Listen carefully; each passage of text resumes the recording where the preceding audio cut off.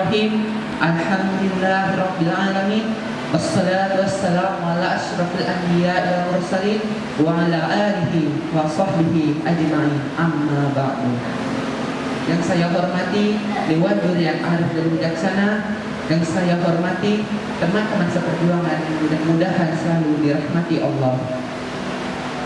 Puji yang maha tinggi, sanjungan yang maha agung kita persembahkan kehadirat Ilhi Rabbi Allah Subhanahu wa Ta'ala, karena berkat taufik, hidayah serta nikmatnya yang tidak terhingga, pada hari ini kita bersama-sama dapat hadir di sini dalam keadaan sehat walafiat. Salawat serta salam marilah kita sampaikan kepada Nabi besar Muhammad sallallahu alaihi wasallam serta keluarga dan sahabatnya dan para pengikutnya yang setia sampai akhir zaman. Hadirin yang berbahagia, dalam pidato singkat saya kali ini akan mengangkat tema meneladani akhlak Rasulullah SAW.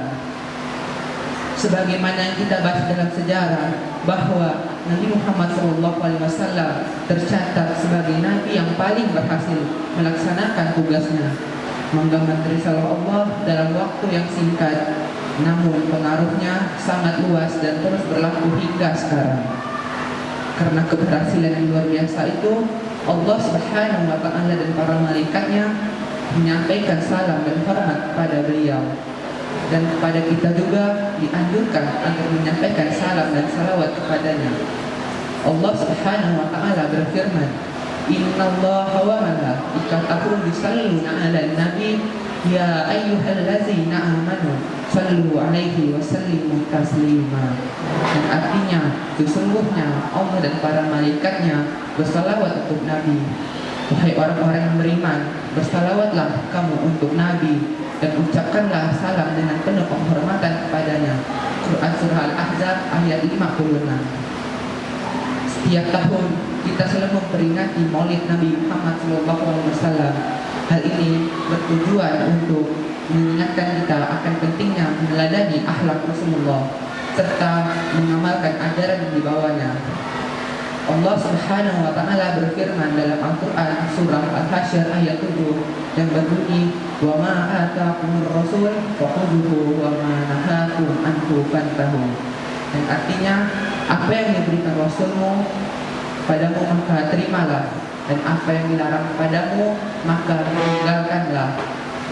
Hadirin yang dimuliakan Allah, di antara akhlak Rasulullah SAW yang perlu kita teladani dan kita laksanakan setiap hari adalah yang pertama, melaksanakan sholat 5 waktu. Rasulullah SAW menyatakan bahwa sholat adalah tiang agama.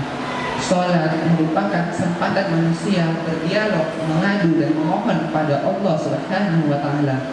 Sholat merupakan yang pertama sekali akan ditanya di akhirat.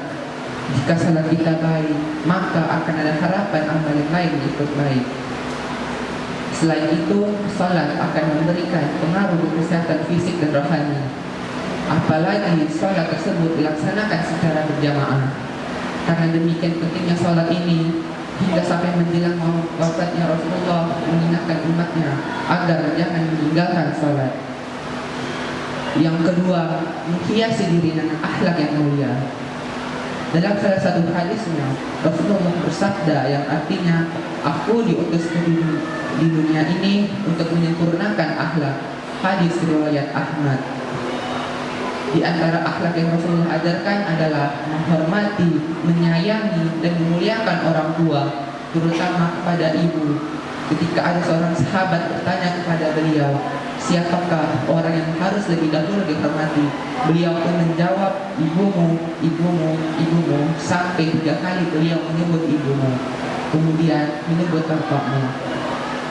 Akhlak mulia lainnya yang Rasulullah ajarkan adalah menghormati dan memuliakan tetangga, karena tetanggalah orang yang terdekat dengan kita. Akhlak pada tetangga itu antara lain, jika saling bertemu, mengucapkanlah salam.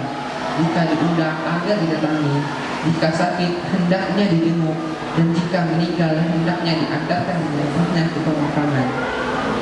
Selanjutnya, Rasulullah SAW juga mengajarkan akhlak terhadap lingkungan. Beliau mengajarkan agar memelihara dan menjaga kebersihan. Beliau menyatakan bahwa kebersihan adalah sebagian daripada iman. Sebagai siswa harus kita praktikkan dengan menjaga kebersihan sekolah kita, membersihkan ruang kelas dan melaksanakan tugas kebersihan sesuai jadwal yang telah ditentukan. Inilah di antara akhlak mulia terhadap lingkungan yang diajarkan Rasulullah kepada kita. Hadirin yang dimuliakan Allah, adapun yang ketiga, akhlak Rasulullah yang patut kita teladani, beliau sangat memuliakan anak yatim. Maka tidak heran jika Allah Subhanahu wa taala menjanjikan surga bagi siapapun. Dalam salah satu hadis Rasulullah SAW menjelaskan bahwa kedudukan orang yang memuliakan, mengasihi dan menyantuni anak yatim akan mendapatkan surga yang jaraknya bagaikan jari telunjuk dan jari tengah.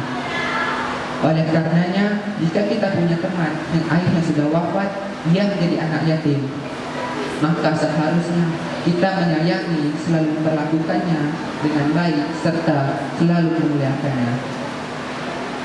Hadirin yang dimuliakan Allah, itulah antara lain dan ajaran yang dianjurkan oleh Nabi Muhammad SAW kepada kita semua. Sebagai umat Rasulullah, marilah kita meneladani akhlak yang sudah dicontohkan Rasulullah SAW, baik kepada sesama manusia maupun akhlak kepada lingkungan yang tempat kita berada. Semoga Allah selalu memberikan kekuatan dan kesehatan kepada kita dalam menjalankan aktivitas setiap hari sesuai tuntunan Rasulullah SAW. Hadirin yang dimuliakan Allah, demikianlah pidato yang dapat saya sampaikan. Jika ada tempat ucapan atau tutur kata yang kurang berkenan, saya mohon maaf sebesar-besarnya. Karena yang benar itu datangnya dari Allah, sedangkan yang salah itu datangnya dari diri saya pribadi. Akhir kata saya ucapkan, bihi taufiq wal hidayah. Wassalamualaikum warahmatullahi wabarakatuh. Waalaikumsalam.